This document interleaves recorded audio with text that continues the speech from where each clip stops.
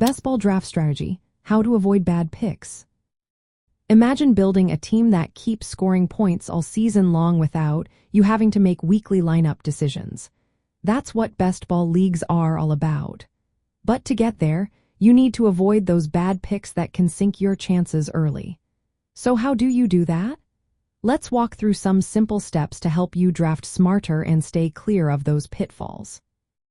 First, understand that in best ball leagues, your goal is to draft a team that scores the most points over the entire season. You don't set lineups each week, so consistency and upside are key.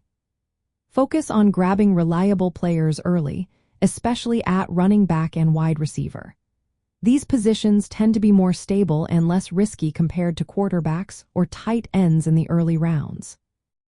When you're picking early, go for the top-tier players at those positions. Think of it like building a strong foundation for a house. If you start with solid, proven players, you reduce the chance of having a weak link on your team. For wide receivers, try to secure a clear number one receiver on your team.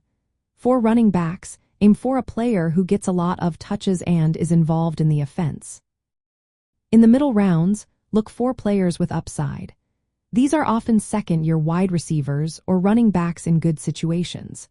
These players can outperform their average draft position if they get more opportunities or improve their skills.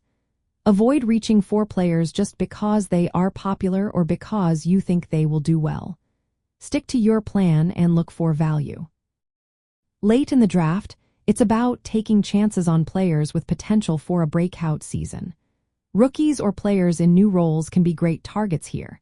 These are your dart throws, players who might not be guaranteed starters but could explode if things go right. Remember, best ball is about maximizing points, so don't waste early picks on players with high injury risk or in certain roles. When it comes to quarterbacks and tight ends, you have two options.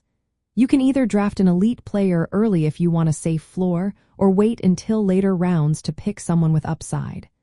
Avoid the middle tier, which often doesn't offer enough value for the draft capital spent. This way, you keep your roster flexible and avoid bad value picks. Finally, make sure your team is balanced. You want a mix of consistent performers and high upside players. This helps you handle injuries or unexpected performances without losing ground. Stay flexible during the draft. If a run on a certain position starts, don't panic. Pivot to other areas where value still exists. By following these steps, you reduce the chance of making poor choices and set yourself up for a successful season. Remember, smart drafting is about patience, value, and knowing when to take risks. Keep these tips in mind, and you'll be on your way to building a strong best ball team that can compete all season long.